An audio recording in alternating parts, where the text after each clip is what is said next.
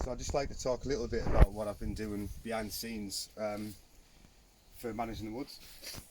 This is some Downy birch. It's a locally sourced cutting that I've took, which does well down in riparian woodlands, which we do have at Dobers, and it's been advised on the ecological report to try and encourage more because there's only small numbers. Same with some alder. Alder, as people know, is good for wildlife, especially the brimstone butterfly. We have alder grown in Dobers, again in the boggy areas, only in smaller numbers, so I'm going to try and encourage that down by the riverbank. I've propagated some more of the Alder that's grown at Dobers. It's grown over by the green electric box. I just cut it back because it needed trimming back because it was in people's way, but I thought if I propagate it, we can plant it elsewhere in Dobers. As you can see, new shoots have started to come through now, and I've just put that in compost and have watered it as if it was a plant, and it's probably took 8 to 9 weeks to get to this stage. There's a smaller section there started to come through.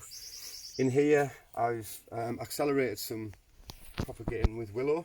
I've tried to mimic willow falling from a tree into a boggy bit of ground as if it would normally, and this is grey willow from Dobers. And if you have a focus in on the roots, I don't want to pull it out because it's got so strong, but you can see the roots have started to form there and develop into little mini trees. So again, as a community, come autumn, I'll probably start to pop these up soon. They'll be ready to plant down by the riverbank, and it all has a good benefit for wildlife and it protects the riverbank. Yeah, it was just a fallen branch, so I've took some cuttings and I'm starting to propagate it. But again, it's in a tub of water and compost, and it's attracted a load of hoverflies, and they've left their larvae. So now we've got loads of hoverfly babies, and there's one. Let's find a wriggler.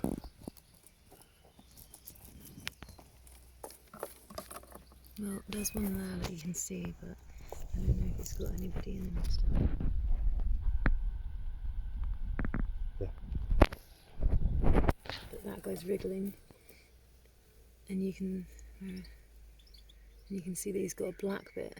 That's just what I was thinking. Maybe that's the hoverfly inside that. Oh yeah. Freak little mouse guy. Yeah, I see what you mean. It's like it's inside the sack with his tail.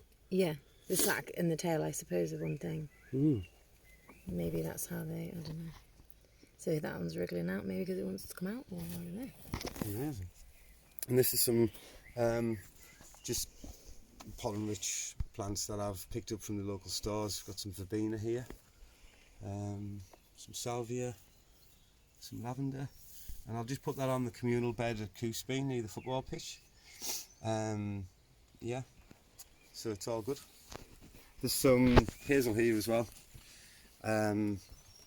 That Sue Allen has dug up from her garden and donated for us to plant down at the Woodland in Coosbean as well. There's a lot of hazel there, but again, we'd like to think we can encourage things like the dormouse and squirrels. I know we've got a lot of squirrels anyway, but you know, they're all part of nature, and you know, hazels are great for those specifically. And there's a couple of little holly trees here as well that need repotting, but they look like they're not doing scud, but actually they're bigger than what they were when Sue dug them out, and this one looks really strong. I think it'll be alright. Just need repotting.